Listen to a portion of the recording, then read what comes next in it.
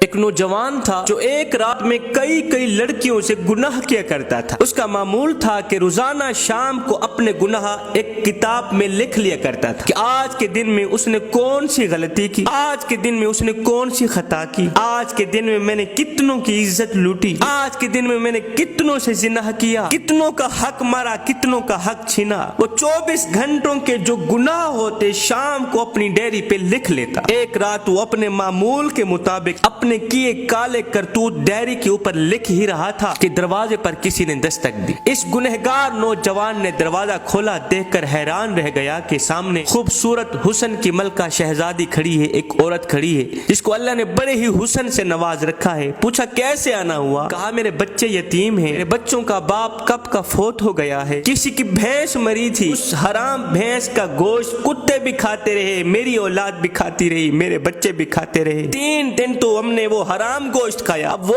گوشت بھی کتے کھا گئے ہیں، بھینس بھی ختم ہو گئی، اب میرے بچے 3 دن کے بھوکے ہیں، خدا را تیرے دروازے پہ آئی ہوں، اللہ کے نام پہ مجھے کچھ نہ کچھ کھانے کو مل جائے، میرے یتیم بچے 3 دن کے بھوکے ہیں، رو رہے ہیں، چیخ رہے ہیں، چلا رہے ہیں۔ اس نوجوان نے جب اس کا حسن دیکھا فریفتہ ہو بیٹا، کہا اندر آ جاؤ۔ لڑکی اندر آئی، خوبصورت عورت اندر آئی، اس نے پیچھے دروازہ لگا لی، کنڈی لگا لیا۔ نوجوان نے یہ سمجھ گئی کہ اس بد نیت کی نیت خراب ہو گئی۔ اب اس نوجوان نے کہا اے لڑکی، میں تیری ہر ایک ضرورت پوری کرنے کو تیار ہوں، تجھے کھانا دینے کو، ساز و سامان دینے کو، راشن پانی دینے کو تیار ہوں، لیکن میری ایک شرط ہے، وہ شرط یہ ہے کہ میری خواہش پوری کرنی پڑے گی۔ یہ کہتے ہی اس نوجوان نے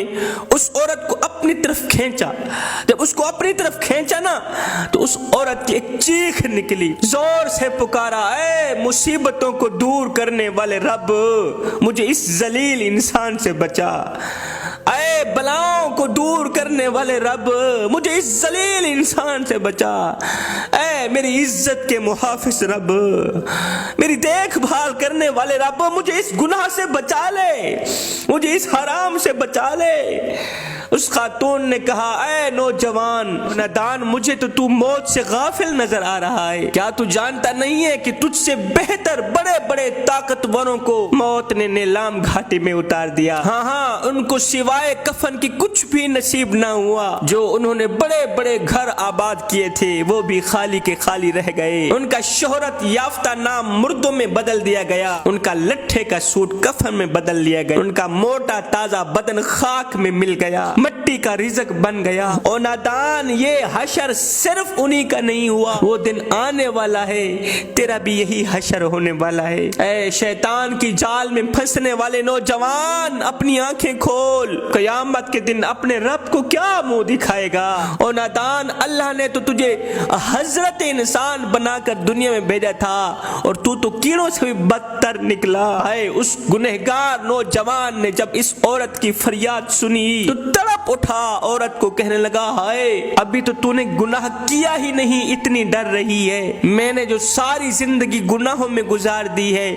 مجھے تو تجھ سے زیادہ ڈرنا چاہیے۔ بس یہ کہتے ہی اس کے دل میں رحم آیا، اس نے عورت پہ ترس کھایا، یہ کہتے ہی عورت کو چھوڑ دیا، کھانے پینے کا سامان دیا، راشن پانی دے کر رخصت کرتے ہوئے کہا دعا کرنا،